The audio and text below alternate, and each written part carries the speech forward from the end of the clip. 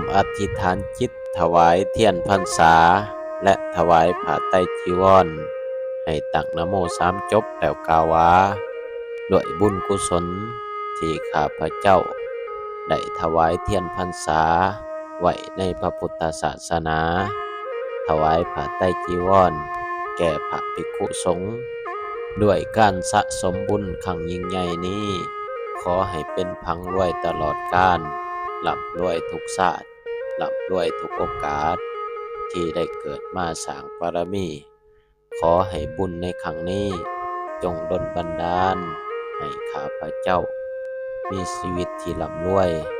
รุ่งเรืองราบรื่นสดชื่นสว่างไสวมีทรัพย์สมบัติตักบ่หมดยกบ่ลงดังทานสดินเศรษฐีผู้มีภูเขาทองคำให้ถึงพร้อมด้วยบารมี10 ทัศครบถ้วนบริบูรณ์ให้เจริญรุ่งเรืองก้าวหน้าด้วยมงคลชีวิตเป็นบัณฑิตนักปราชญ์ในศาสตร์ทั้งปวงขอให้ข้าพเจ้าสามารถสร้างบารมีได้อย่างสะดวกสบายมีทรัพย์สมบัติใหญ่เอาไว้ใช้บ่ขาดสายมีสุขภาพร่างกายที่สมบูรณ์แข็งแรงมีกำลังใจที่เข้มแข็งสามารถเอาชนะอุปสรรคทั้งมวลได้อย่างง่ายดายให้ถึงพร้อมด้วยที่สุดแห่งขุมสมบัติที่สุดแห่งทรัพย์สมบัติ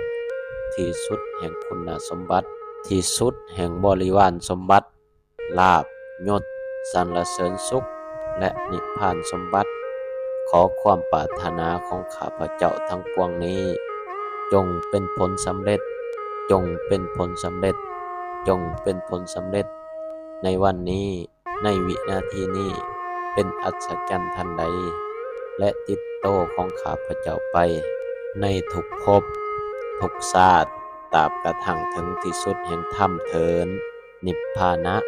ปัจจโยโหตุ